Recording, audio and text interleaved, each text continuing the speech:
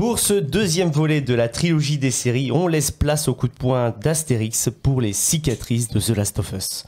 Une adaptation ambitieuse, parfois bouleversante, mais peut-être trop sage.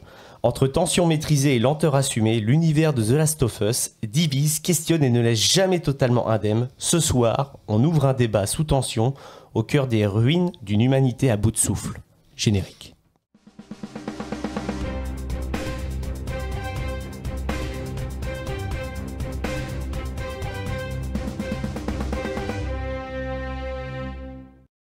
Bonsoir messieurs, comment allez-vous? Bonsoir. Bien. Ah, ça fait plaisir de vous retrouver donc pour cette nouvelle semaine, nouveau débat où on va parler donc d'une nouvelle série. Aujourd'hui, on va parler de The Last of Us. Tout de suite, bande-annonce.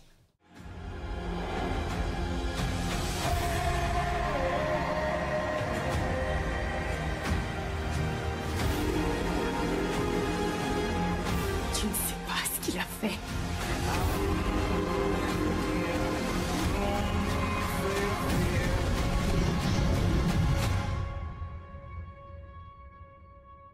Je me l'avais juré.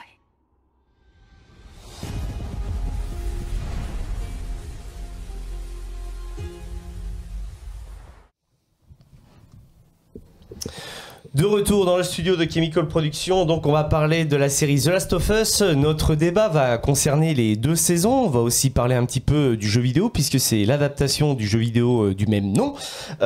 Autour de la table ce soir, nous avons Gary, Jérôme, Ekichi et Lulu.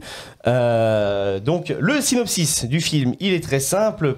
Pour Joël, la survie est une préoccupation quotidienne qui gère à sa manière. Mais quand son chemin croise celui de Ellie, leur voyage à travers ce qui reste des États-Unis va mettre à rude épreuve leur humanité et leur volonté à survivre. Alors déjà, avant de commencer, quel est votre rapport un petit peu à The Last of Us? Est-ce que vous avez joué au jeu ou non? J'ai envie qu'on commence par Lulu, parce que la semaine dernière, j'étais un petit peu mis de côté et j'en suis navré. T'inquiète, y'a pas de soucis. Alors moi j'ai fait les jeux, les deux, qui sont incroyables. C'était une révolution dans le game, ouais. Et puis même au niveau de la narration dans un jeu vidéo, d'une histoire comme ça, en fait, ça faisait longtemps qu'on n'avait pas eu quelque chose qui te prend vraiment au trip en fait au niveau dans un jeu de survie dans un univers post-apocalyptique. Mais ouais non, franchement les jeux sont ouf. Et la série, j'ai vu que la moitié de la première saison. Ouais. Et j'ai pas vu plus, mais... Non, en fait, déjà d'une, je t'interrogerai sur ce que tu as vu. Déjà, on va essayer de pas trop spoiler parce qu'il y a quand même des spoils, mais vu que tu as vu les jeux, les spoils, tu les as. Voilà, oui. Et même au niveau scénaristique, tu as été beaucoup plus loin que nous, puisque fin de saison 2, nous sommes à la moitié, on va dire au premier tiers du jeu, il me semble, puisque là, on a commencé. Là, la saison 4, la saison 3 sera sur Abby. Ouais. Et la saison 4 sera le climax de The Last of Us 2. D'après ce que j'ai compris et d'après ce qui ressort sur les réseaux. Voilà. Donc, mais par contre, ton avis par rapport à ce que tu as vu et par rapport aux jeux vidéo sera très intéressant. Ekichi, toi, ton rapport à The Last of Us? Alors, je n'ai pas joué au jeu, mais je sais que ce sont des masterclass dans mon entourage, tout le monde en parle. Moi, j'ai regardé uniquement la série, du coup, en sachant que les jeux étaient pour les fans très attendus. Et donc voilà, donc j'aurais que l'avis sur la série. J'ai vu aussi beaucoup de comparatifs, parce que là, c'est sûr qu'on peut pas passer à côté des comparatifs. On fait une adaptation d'un jeu. J'ai vu des vidéos qui comparaient, des vidéos critiques, mais qui comparaient certaines scènes et voilà, qui critiquaient pas en bien la série, malheureusement. On va y revenir. Mais même sur la saison 1? Même sur la saison 1, beaucoup plus sur la saison 2 effectivement. Ah ouais, parce que moi je vais même être honnête, si on attaque tout de suite, j'ai rien contre la saison 1. Non, quasiment rien. Ça va à peu près, mais par contre sur la saison 2... Un manque d'infectés aussi dans la saison 1 quand même. Ah, tu trouves dans les débuts. Mais quand j'entends dans les vidéos critiques que même le jeu est plus cinématographique que la série. Ouais, mais ça, là, c'est ouais, mais ça, il y a beaucoup de jeux qui le sont. Exemple tout con, Max Payne est beaucoup plus cinématographique que l'adaptation qui a été faite. C'est dommage pour une série qui se veut... dans Max Payne, il y a une trahison claire et nette quand même du propos. Quand même. Oui, alors que là, The Last of Us, j'ai pas l'impression que il y a quand même de base. Ouais, mais il y a quand même des caractères de personnages non respectés entre guillemets qui changent par rapport au jeu de ce que j'ai cru voir et effectivement dans les comparatifs que j'ai vus, c'est pas comme dans le jeu, dans le sens où même le caractère de certains personnages sont changés, peut-être pour des questions, encore une fois, de lissage ou de temps, voilà, l'air du temps, ou je sais pas, mais c'est dommage. Ok. GG, toi, ton avis un petit peu sur ton rapport à The Last of Us. T'as vu que t'avais connu un peu les jeux, Non, du tout. Moi, les jeux, en fait, je pense que la narration m'aurait énormément plu, etc. Je pense que ça aurait été le moteur, en fait, pour jouer à ce jeu-là. Mais ça fait partie du style de jeu que j'aime pas, qui est le survival horror. Moi, c'est pas mon truc. Je suis une flippette, et en plus, être en tension pendant tout le temps que tu vas taper le jeu, mon corps supporte pas non plus. Donc c'est pour ça que j'étais très content en fait qu'ils le sortent en série. Voilà, de la même façon quand on avait parlé de Bienvenue à Raccoon City par exemple. Oui. Voilà, découvrir l'histoire qu'il y a derrière les Resident Evil, ça m'intéressait. La vraie histoire, hein, pas celle de Alice. Et bon là, pareil, voilà, j'étais très très content, etc. En plus, voilà, le cast est plutôt sympa, ou en tout cas, c'est des personnages, des acteurs qu'on avait eu la joie d'avoir dans Game of Thrones. Donc moi, ça déjà, ça me bat de base, quoi. Ouais, carrément. Et toi, mon Gary, alors? Moi, un peu pareil, j'ai jamais joué au jeu. Et j'ai juste regardé la série. Et donc maintenant, commençons un petit peu nos avis sur la série. Qu'est-ce que vous en avez pensé de cette série? Est-ce que elle vaut un petit peu tous le côté, on va dire, où ça bad buzz un peu sur Internet, polémique ou pas? Gary? Moi, dans la série, j'aime beaucoup le personnage de Joël, beaucoup moins celui de Ellie. Ouais. Je pense. De par son caractère. C'est ça, mais j'aime beaucoup Pedro Pascal aussi. Oui. Pour ça, j'aime beaucoup la saison 1, beaucoup moins la saison 2 pour le coup. Oui. Donc je suis un peu comme toi, saison 1, j'ai rien à dire, j'aime beaucoup alors que c'est pas du tout mon style de série. C'est un peu comme un Walking Dead. Ah, mais carrément. T'as très bien dit les choses, ouais, c'est carrément comme un Walking Dead. C'est ça. Et voilà, après, je pense que je vais regarder la saison 3 quand même, mais le fait qu'il n'y a plus Joël, spoiler.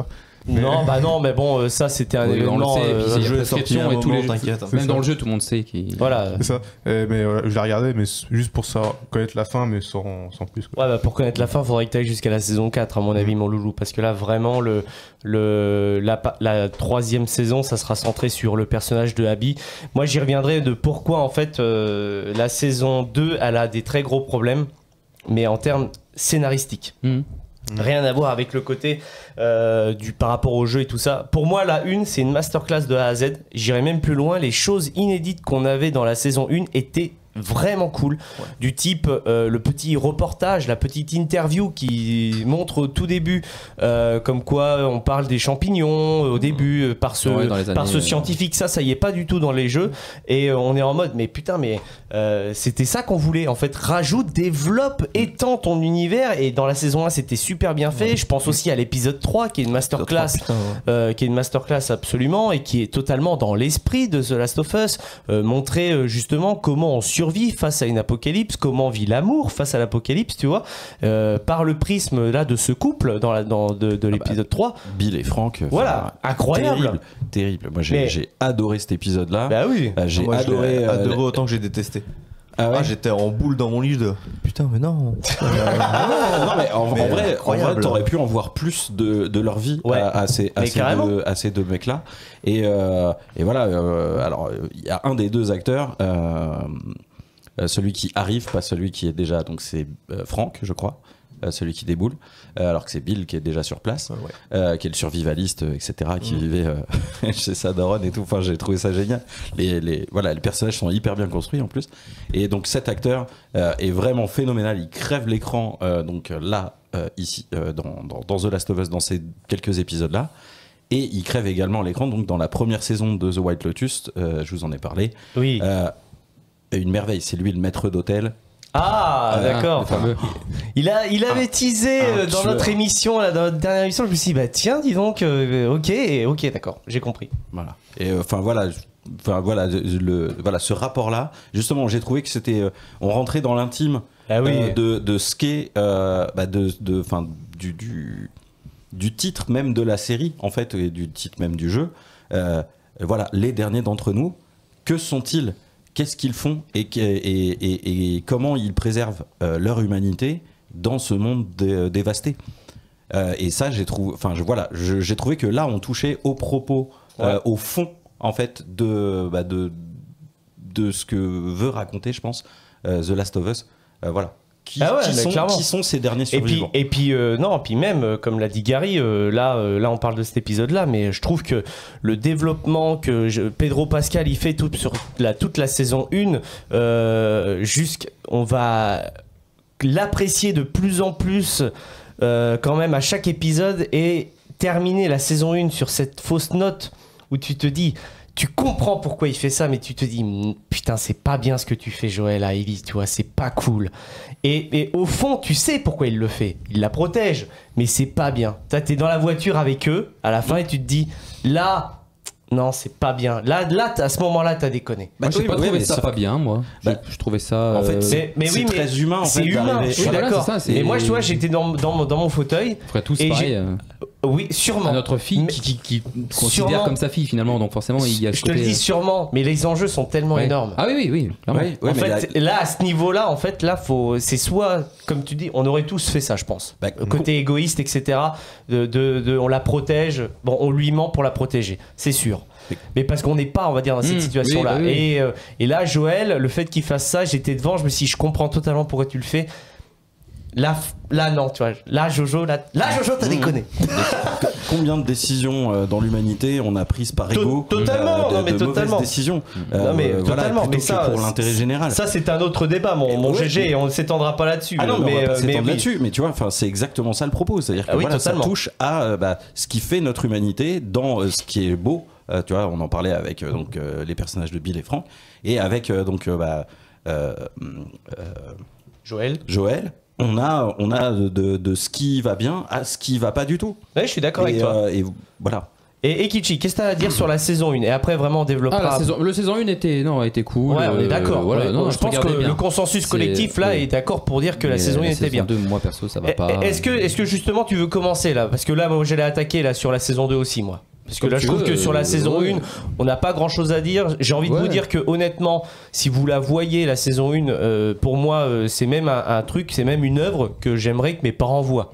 Pour leur dire que tu vois, les jeux vidéo maintenant, ça a amené à ça, quoi. Et c'est pas que du Pampan, Call of Duty, machin, etc. Même en comparatif avec le jeu, enfin, t'as les libertés par rapport à certains épisodes plus vraiment centrés sur des personnages, tout ça. Mais enfin, du peu que j'ai vu, c'est quand même raccord avec la série, avec le jeu. Non, mais et c'est un ajout vraiment pur et dur. C'est même pas une lettre que tu retrouves sur un bureau dans une baraque que tu scavenges, tu vois. Il me semble même pas. Tu vois, parce qu'il y a beaucoup de trucs comme ça. J'ai joué beaucoup à Fallout. T'as beaucoup de trucs comme ça avec des petites histoires. Et puis tu vas retrouver un autre papier et tu dis ah tiens, c'est dans la ville d'à côté. Mais est-ce que ça c'est pas lié ? Est-ce que ça c'est pas la même histoire ? Je vois. Ça, on a aussi ce délire-là un peu dans les Resident, des mecs qui ont écrit, des limites des dernières pensées avant de mourir, et que tu essaies. T'as un peu ça dans Silent Hill aussi, hein. C'est clairement ça. Tu vois, donc voilà, clairement. Mais maintenant, parlons un petit peu de la saison 2. J'ai envie que Ekichi commence, parce que peut-être que ça va concorder avec ce que j'avais envie de dire par rapport au problème pour moi fondamental. Alors il y a plusieurs problèmes pour moi dans cette saison 2. Donc déjà, la construction de certains épisodes, je trouve ça va pas. Il y a peut-être des épisodes qui aurait mieux été le fait de ramener un peu Pedro Pascal à l'écran en fin de saison. Je pense que c'est aussi un aveu de se dire oh merde, on l'a pas mis, on va le mettre à la fin, donc et peut-être avoir teasé des bandes annonces, mais on n'a pas vu ces scènes là, donc on sait qu'il va revenir. Je pense que c'était pour ramener le spectateur parce qu'il y a une énorme chute apparemment d'audience après la mort de Joël. Le personnage d'Ellie, pour ma part, mais je sais que c'est le ressenti global d'internet, insupportable, alors que je trouve que pour un revenge, finalement c'est aussi un revenge, ils auraient pu faire, et apparemment c'est le cas dans le jeu, une Ellie qui ne recule devant rien, qui veut à tout prix se venger et qui n'est pas en road trip amoureux avec sa copine. Je trouve que ça tourne un peu beaucoup à ça. Certes c'est des jeunes adultes, mais il y a un côté un peu innocent. Ça reste un post-apo et ils peuvent se faire flinguer à tous les moments et elles sont en road trip. Il n'y a pas le côté, on sent pas qu'elles sont en danger tout le temps. Il y a un problème. Pour moi, il y a un problème de cohérence aussi beaucoup dans les choix parfois. Par rapport à l'univers dans lequel elles sont. Par exemple, le fait que quand elle apprend qu'elle est enceinte, on sait on peut te mettre en danger et en plus en danger l'enfant. Ah mais c'est pas grave, on est ensemble. Enfin, il y a un côté qui va pas. Moi, ma copine est enceinte dans ce genre de monde, c'est niette, c'est terminé, on rentre ou tu rentres. Et je trouve qu'il y a un côté où apprennent les choses un peu à la légère. Ça me gêne. Ok, bah je peux comprendre. Moi, sur la structure de la série qui m'a énormément gêné sur la saison 2, c'est l'intro. Pourquoi tu fais ça?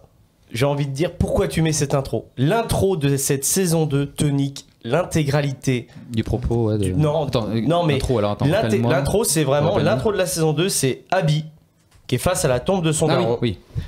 Et là, en gros, elle t'explique exactement les motivations de pourquoi elle va buter Joël.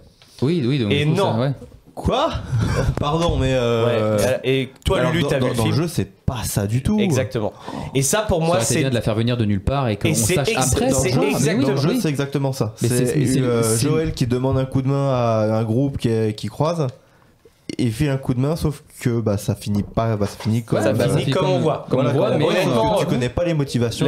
La séquence du chalet, etc. Pour moi, elle est très concordante. J'aurais aimé qu'elle soit un peu plus violente, parce que dans le jeu, c'était très choquant. Ça manque de choc. Mais ça, c'est potentiellement peut-être un côté entre guillemets où on veut être trop proche du jeu vidéo. Bref, ça, je peux passer outre.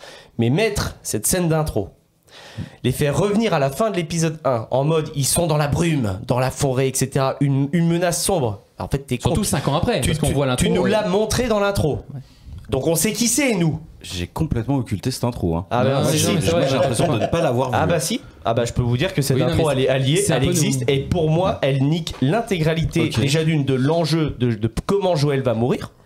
Pourquoi tu les mets là? Et pourquoi tu donnes les motivations alors que justement la mort de Joël, elle avait révolutionné le game dans le jeu vidéo de dire, vous vous rendez compte que maintenant tu es un mec lambda dans un jeu vidéo, tu te dis ça a des conséquences sur ton personnage principal dans le jeu vidéo.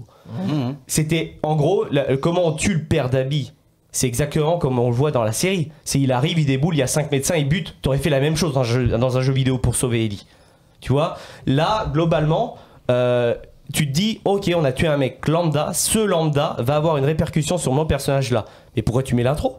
Pourquoi tu la mets en intro? Pourquoi t'expliques tout ça maintenant? T'aurais pu créer l'effet de surprise fin d'épisode 1 en mode une menace arrive. Est-ce que c'est une menace? Est-ce que c'est des nouveaux survivants? Est-ce qu'ils vont les aider?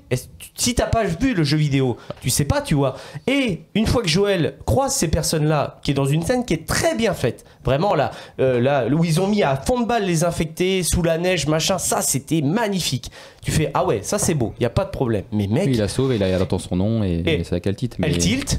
Boum, elle le bute. Là, t'es sur le fiac. Ça. Là, t'aurais été sur le fiac de A à Z. T'es en mode boum. Ah ouais. Mais ils te prennent par la main en fait et pour non. Te dire tiens, si t'as pas compris, voilà. Est-ce qu'ils partaient pas du principe que de toute façon tu savais, enfin si t'as vu la saison 1, il y a de fortes chances que tu te sois intéressé et intéressé au jeu et que du coup tu sais déjà ce qui va se passer. Ouais, c'est dommage de voir ça comme ça. T'as des gens qui veulent juste découvrir la série sans forcément se dire. Je pense à mes darons.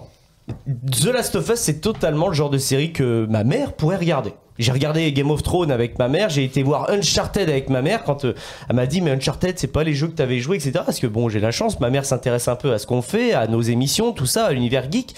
Mais totalement, The Last of Us, c'est un truc que ma daronne pourrait regarder. Honnêtement, je suis sûr et certain, la mort de Joël, je lui montre dans le jeu vidéo, elle va me dire waouh. Ah mais en fait c'est le mec que t'as joué dans le 1, tout ça, il meurt comme ça. Tu montes dans la saison 2, tu te dis ouais bah c'est Pedro Pascal en fait qui meurt, toi c'est tout quoi. Même sa mort dans Game of Thrones elle est plus hardcore. Ah c'est non mais ça manque aussi. C'est vrai que ça manque d'hardcore et puis j'ai vu pas mal de vidéos parodiques la façon dont il meurt, c'est vrai que c'est un petit peu pas pathétique mais c'est dommage quoi. Non franchement pour moi la saison 2 c'est raté. Du coup ils ont gardé la même mort que... Ouais alors elle dit un peu différente parce qu'il me semble que dans le jeu vidéo il prend pas le coup dans la nuque. Là il prend un club de golf dans la nuque. Bah là, elle défonce le club de golf. Non, c'est pas une pointe ou un... sur la tronche. Ah oui, c'est une pointe. Non, c'est une vieille pointe, une vieille grande aiguille, je sais pas quoi. Bah, la grande aiguille, c'est le club de golf défoncé. Voilà. Parce que dans le jeu, c'est un club de golf qu'elle utilise et qui lui éclate la gueule. Oui, mais elle lui éclate la gueule. Elle lui éclate la tronche devant Ellie qui est plaquée par terre. Mais là, non, c'est pas genre elle lui éclate la gueule. Là, elle lui transperce le cou. Et Ellie est plaquée par terre. Avant, elle lui a éclaté la tête. Bah, le driver, il y en a plus. Alors oui, mais justement, ça on voit pas. Et sur Joël, c'est pas autant marqué. Oui, mais justement, moi, je comprends le choix artistique de faire du hors-champ parce que tu vas toujours imaginer pire que ce qu'ils t'auraient montré. Mais j'aime pas. Et là, justement, tu vois la tête de Bella Ramsey qui a probablement le plus d'émotions que dans toute la série réunie, parce que là, tu sens qu'elle en chie, qu'elle a pas envie de voir ce qu'elle est en train de voir. Alors, je suis d'accord avec toi. Là, sur la partie Bella Ramsey, là où elle est plaquée, voilà. Mais honnêtement, il manque des émotions quand même tout au long de cette série sur la saison 2. Pas que sur la saison 2. Enfin voilà, moi je trouve que Bella Ramsey c'est un bon choix de cast quand même pour faire quelqu'un de dur. En fait, c'était déjà son personnage dans Game of Thrones. La gamine super dure, etc., un peu froide et tout ça. Là, voilà, c'est une ado un peu chiante, quoi. Donc du coup, ça lui va plutôt bien. Mais en même temps, enfin voilà, t'as été élevé par n'importe qui, baladé de gens intéressés en gens intéressés, etc. J'imagine que grandir comme ça, c'est difficile de faire confiance à d'autres adultes, quoi. Alors là, parce qu'il y a un truc justement qui est incohérent par rapport à ce qu'on nous montre tout à la fin. On voit qu'en fait, elle a eu un rattrapage cool avec tous les anniversaires qu'elle a eu, etc. Et elle est quand même exécrable alors que Joël s'est comporté littéralement comme un père pour elle. On voit à la fin tous les anniversaires qu'elle a eu. Menti. Certes, mais non, moi je la trouvais trop exécrable par rapport à un personnage qui veut se venger, qui est en mode déter, qui veut tout faire pour parce que littéralement elle veut se venger parce que voilà, on a tué son père. Je trouve elle devient trop. Même la scène où elle est avec le personnage d'origine asiatique, je sais plus son nom, qui va le vrai père de la. Quand elle lui dit ta communauté, je m'en tape, machin, mais elle est exécrable en fait. Quand il lui dit non, on n'est pas là pour. En gros, t'es trop égoïste, on est là pour la communauté, puis elle part en couille, la communauté, je m'en tape, je vais faire ce que je veux, je vais me venger, machin. Non, en fait. Enfin, je sais pas, elle est trop insupportable. Moi, je comprends en fait. Et je remets pas en cause l'actrice, je remets pas en cause là, ça, c'est son écriture. L'écriture de ce qu'ils ont fait. Moi, je trouve ça cohérent. Je veux dire, tu vois, c'est exactement ce qu'elle dit à Joël quand elle se fâche avec lui et qu'elle lui dit que putain, j'aurais pu avoir un putain de but et le seul but que j'avais qui m'était prédestiné, tu me l'as arraché. Du coup, elle sait qu'elle a plus aucun but dans cette humanité errante qui est destinée à juste s'effacer, quoi. Si, elle va être père. Oui, après, éventuellement, ça va lui redonner un but. Mais tu vois, elle l'a pas encore compris puisqu'elle est pas foutue de tourner les talons. Non, mais oui, clairement. Non, mais en fait, c'est ça qui est intéressant. Gary, tu voulais rajouter quelque chose ? Non, t'as bien résumé. Moi, ce que j'ai pas aimé dans cette saison 2, Ellie qui cherche tout le temps le conflit, qui est jamais contente, vulgaire, qui traite Joël comme de la merde, alors que je sais pas quoi dire. Tu remarques pas, t'as la chance d'avoir retrouvé un père et lorsqu'il est mort, bref, c'est trop tard. Oui. Et puis, ils auraient même pu faire, ils auraient même pu faire en sorte que sa mort, elle se remet en question par rapport au fait qu'elle ait été casse-couille avant, mais même pas à continuer d'être casse-couille. Tu vois, non, je trouve pas. Je trouve que dans l'épisode 3, donc juste derrière, tu vois, elle prend les conseils quand même du conseil. C'est con à dire, mais du personnage asiatique. Elle fait un beau discours, etc. Et c'est là, à ce moment-là, où le conseil lui dit non et que là, elle se remet un petit peu à revenir. Mais après la mort de Joël, où elle fait son rétablissement dans l'hôpital, on sent que Ellie, elle a un petit peu changé, elle voit les conséquences, tu vois, de ces trucs. Mais par contre, là, dès que le conseil lui dit non, là, ça revrille au niveau du cerveau et elle fait encore un caprice sur des trucs, quoi. Comme je dis, là on parle vraiment de la partie écrite, on ne remet pas en cause l'actrice Bella Ramsey en elle-même, je tiens à le préciser parce que je suis totalement dégoûté de ce qui se passe pour elle. Énorme, je vais le dire le terme parce que j'étais le premier à le dire pour les femmes qui avaient fait Ghostbusters en 2016, c'était pas justifié de prendre une cheese-storm comme ça, et là Bella Ramsey c'est totalement pareil. Ça peut briser des vies et des carrières. Oui, totalement. Donc ça, je voulais aussi qu'on en parle vite fait parce que je trouve ça pas normal. Bien que l'acting n'est pas fou non plus. Pour le coup, elle joue bien le personnage, on peut rien lui dire. Elle joue bien le personnage qu'on lui a dit de dire, donc c'est-à-dire un personnage exécrable, etc. Mais je pense pas que ça soit le cas de Ellie quand on la joue dans le 2. Dans le premier, c'est ça. À 100%, c'est la gamine qui en a un peu rien à foutre de tout. Et voilà. Dans le 2, disons qu'à partir du moment où Joël meurt, elle prend un peu plus de plomb dans la tête quand même. Elle veut se venger, mais elle veut faire les choses quand même correctement, quoi. Donc. J'ai vu les scènes du jeu, notamment celle où elle défonce la blague quand elle lui demande. où est Abby et qu'elle la défonce dans le jeu. J'ai vu la scène après, j'ai dit, ah ouais, mais elle déchire la scène dans le jeu. Ah oui, non mais le jeu c'est vraiment une masterclass. Et puis dans le jeu, on va dire ce qui est vraiment l'élément fou avec le jeu, c'est que là on est à la partie de la série où normalement on déteste Abby. Abby nous a retiré notre Jojo à nous, etc. Le jeu, ce qui était très très fort, c'est qu'il avait toute une partie où on contrôlait Abby. Tu comprends pourquoi elle le fait et t'y vas vraiment dans les tréfonds de sa personnalité. Au début, tu vas un peu à reculons en te disant. Eh oui. J'ai pas envie de jouer ce personnage-là. J'ai pas envie quelque chose que j'aime. Mais en fait, au fur et à mesure, finalement, tu comprends. Ils ont dû faire pareil dans la série. C'est ce qu'ils veulent faire avec la fameuse construction de la série. C'est que là, on était avec plus ou moins Ellie, Joel. Là, la prochaine saison, ça sera centré sur Abby à fond de balle, d'où la fin de la série là à Seattle. Et avec ces Seattle jour 1, c'est ça. Hein. Voilà. Et qu'on a après, on aura donc le climax du jeu. Donc vraiment, voilà quoi. Et d'après ce que j'ai compris, peut-être Naughty Dog travaillerait sur le 3. C'est des rumeurs. C'est des grosses rumeurs, mais. T'y crois pas, toi, mon Lulu? C'est vrai qu'avec, je vais vous dire, parce qu'avec Lulu, on parle beaucoup jeux vidéo avec Lulu et Esteban, et on suit toutes les conférences, des machins, et c'est vrai que The Last of Us 3 se fait un petit peu attendre. Mais mais je pense pour l'instant, ils bossent plus sur leur nouvelle licence. Qui a l'air très cool, hein, d'ailleurs. Qui a l'air ouf. Mais non, je pense que. Peut-être que c'est dans les petits papiers en mode peut-être, mais je crois que Neil Druckmann, il avait dit que c'était pas la priorité pour le moment. D'accord. On saurait les choses en temps voulu si jamais il y avait quelque chose qui se ferait. D'accord, écoute. Bon bah écoute, voilà quoi. GG. Ouais, moi je trouve que, en termes de mise en scène, c'est quand même super propre. Ah oui, c'est très très bien foutu, et tout l'épisode justement bouteille où on revient sur les différents anniversaires de Ellie, etc. J'ai beaucoup aimé ce côté on s'aime bien, mais voilà, il y a cette limite qui est la porte de la chambre de Ellie. Oui, c'est ça, la porte de la chambre de Ellie. Et je sais pas si vous avez remarqué, mais sur cette porte de chambre, il y a un poster de Kurt Cobain.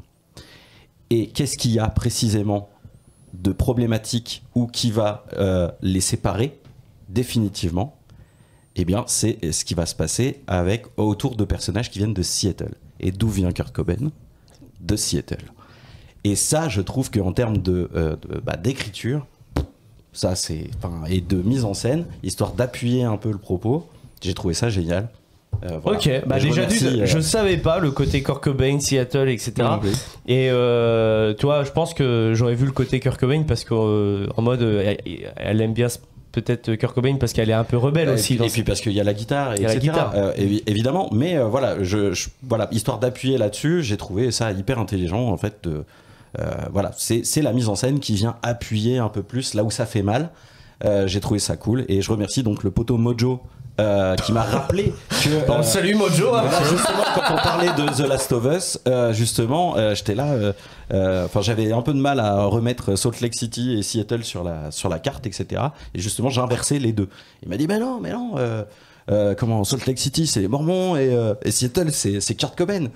Et grâce à ça, tu as pu avoir des points géographiques. Il m'a balancé ça et j'ai fait mais oui, t'as raison. En fait, comme ça, c'est un peu plus visuel quoi. Et au moins il y a des moyens mémotechniques quoi. Et derrière, donc après j'ai enchaîné sur la saison 2 et quand j'ai vu cette scène là, j'ai fait Seattle, mais merci Mojo quoi. Enfin bref, voilà. Esteban, toi aussi t'es très jeu vidéo, j'aimerais bien avoir ton avis sur The Last of Us. Alors malheureusement, non mais même si t'as pas vu la série. J'ai pas vu la série, j'ai pas fait les jeux. Ah ouais. J'ai pas fait les jeux, j'ai moins le temps. Je rigole, déconne. Non. Dis donc là. Non, j'ai pas fait cela, mais bon, petit côté gamer, il y a les remasters sur PS5 et je compte bien les faire, ça c'est sûr. Oui. Maintenant, c'est vrai que moi c'est moins mon genre de jeu aussi, hein, comme Jérôme. Donc voilà, maintenant tout ce qui est narration bien travaillée, je pense que je peux m'y mettre quand même. Bah oui. On n'est pas sur du Callisto Protocol ou ce genre de choses. Ah non, donc ça vaut peut-être le coup. Ah ouais, largement, mais ça n'a rien à voir, Un petit dernier mot sur The Last of Us, c'est Kichi peut-être, non? Voilà, non. Ou t'as tout déchargé ce que tu voulais. J'ai tout déchargé. Après, voilà, je soutiens quand même l'actrice. Ah oui, bah mais non, oui. pour moi, il y a quand même des problèmes d'acting ou de direction. En tout cas, des fois, je trouve que ça matche pas. Après, voilà, ça vaut pas ce qu'elle se prend. Elle est là parce que, comme tout le monde, elle veut aussi faire sa carrière. Elle est payée pour. Et puis même, on la dirige mal, peut-être. Je suis désolé, mais t'es actrice de son âge. On te dit, tu vas faire Ellie, figure du jeu vidéo qui est mythique déjà en 2 jeux. Totalement. Moi, je dis oui, hein, tu vois. Et je pense que Bella Ramsey, elle donne le meilleur de soi-même et que là, les gens, on va dire, ça passe pas et ils en font trop. Et voilà, et c'est pas justifiable et justifié. Ça, d'accord, c'est pour ça, d'où mon soutien. Mais ça reste pour moi, en ayant le regard que de série, une mauvaise histoire, une mauvaise construction, en tout cas pour la saison 2. Pour moi, il y a un vrai problème avec cette saison 2. Et dommage que dans cette saison 2, où il aurait dû y avoir une des scènes les plus émouvantes qui est la mort de Joël, ça a du mal, on va dire, à relever le niveau. Moi, le côté hors champ, justement, j'ai pas aimé que on voit rien, il se prend une balle dans la jambe et à genoux, et la prochaine fois qu'on le revoit, il est complètement éclaté. On n'a pas vu ça. Ouais, mais je veux dire, on n'a pas vu. C'est sûr, c'est pas Glenn dans Walking Dead. Voilà, il faut que ce soit impactant. Mais bon, c'est mon avis. Une grosse douleur aussi. Oui, c'était une grosse douleur. Any, mini, miny, mo. Non mais voilà quoi. Bon écoutez les amis, je vous remercie énormément pour ce débat sur The Last of Us. Si vous avez plus rien à rajouter, en tout cas c'était très très intéressant.